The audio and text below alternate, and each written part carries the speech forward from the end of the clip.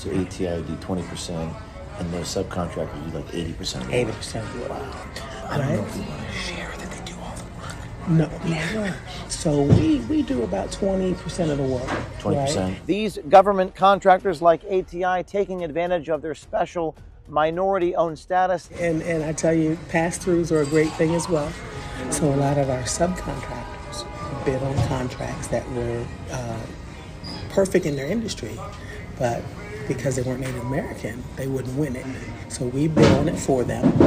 They became our sub, and it's an automatic win because of your Native American status. Isn't that exciting? It's Right? so exciting. A lot of people don't know that. I don't think anybody knows that.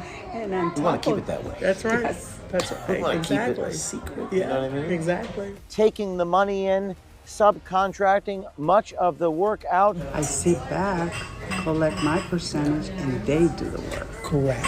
Yeah, they're doing most of the work. To get the contracts, get the money, act as a pass-through, and it's the taxpayer who gets screwed over. Was there some rules or something like you were telling me about, like that you have to report 51%? 51%. 51. On paper. Correct. As long as it's on paper. As long as it's on paper. 51%. We're good to go. And remember, there's no competition because you're Native American. Ding, ding. That's the best kept secret. It is indeed. It is. It is. Go ahead. Here's to pass-throughs. There you go. How about that, right? Yeah, exactly. Exactly. In vino veritas.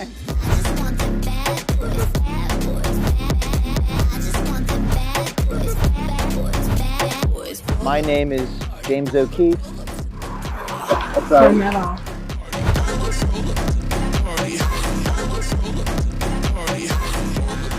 Ain't no Contracts. party like a Jim Keefe party.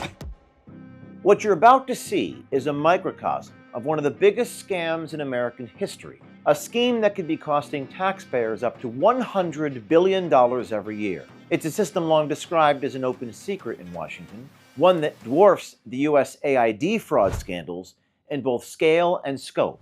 At its center lies a government program created to empower minority-owned small businesses. But behind the facade, our investigation uncovers a network of so-called 8A pass-through schemes, shell companies exploiting those very programs for profit. According to the SBA, the Biden-Harris administration awarded more than $630 billion in federal contracts to these companies, with over $183 billion in 2024 alone. Our undercover investigation reveals how these firms secured no-bid federal contracts, No bidding because of your Native status. skim over half of the money off the top, 65% of the money. and subcontract nearly all the work, So we do about 20% of the work. defrauding taxpayers like you and betraying the very communities these programs were meant to uplift. ATI Government Solutions is a technology services company that acquires contracts to provide federal departments with next-generation computing solutions. ATI acquires hundreds of millions of taxpayer dollars for these contracts and have been particularly successful in this due to their supposed Native American 8A tribal status, meaning they're a Native American-owned small business which is heavily favored by federal contracts. Very fake. Try the other one. We went undercover and arranged meetings with multiple employees to dig deeper into the truth behind their ownership, their small business status, and their excessive use of subcontractors. Yeah. Oh my gosh, yes. That's better, yes. And what we found was more damning than we ever expected. I'm Jim. Nice to see you. Nice to meet you, Jim. Daisy. Nice to meet you, Daisy. Let's see. We posed as a cybersecurity company which was attempting to procure government contracts through minority-owned status, similar to ATI. The ploy was to approach the employee for ATI not for a meeting about contracts, but about obtaining catering for a corporate event. You see, Melaine Cromwell at ATI also on the side runs a catering business called Ragin' Cajun Catering. So I got into government contracting Love what I do. I help large and small companies win contracts with the government. I want you to talk about gumbo. I want to get to the good stuff. I mean, this is interesting. No and way, I I'm mean, not it's a little dumb. bit boring for me. Absolutely. Right. So I'm excited to talk to you about vacation food. Yeah, absolutely. We were shocked that almost immediately in the meeting, less than 2 minutes in, Melaine Cromwell at ATI told us all about her position as the Director of Contracts for ATI. And what was in that job? What was your title or your role there? I'm the Director of Contracts. You're the director? Uh-huh. The director? The director.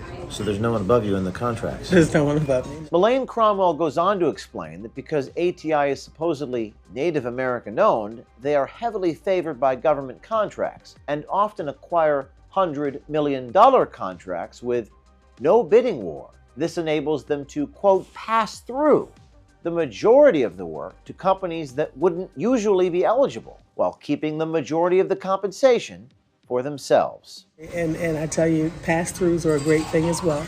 Tell me about those. Well, so with pass-throughs, because you're Native American, right? If you have, there's a big bid out and there's a company that wants to bid on it that's not Native American, all they do is partner with you. They use their people, you subcontract to them, right? They're your subs. So a lot of our subcontractors bid on contracts that were perfect in their industry, but because they weren't Native American, they wouldn't win it. So we bid on it for them. They became our sub, and it's an automatic win because of the government set aside.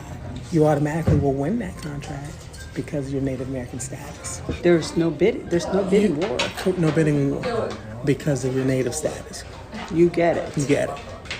A pass-through scheme is when an 8A small business acts as a front to win government contracts meant for disadvantaged firms. Instead of actually doing the work, it passes the contract to a larger, ineligible company, violating SBA rules and defrauding the government and defrauding you, the taxpayers. Isn't that exciting? It's Right? so A lot of exciting. people And then don't know on that. I don't think anybody knows that. Yeah, And on We want top to keep of it that way. that's right. Yes. That's We right. want to keep it Exactly. a secret. Yeah, You know what I mean? exactly. Subcontracting out some of the development work isn't necessarily a crime. It is actually quite common. However, things appear to take a criminal turn when Melaine Cromwell confesses to us that ATI, the prime contractor here, will often do as little as 20% of the actual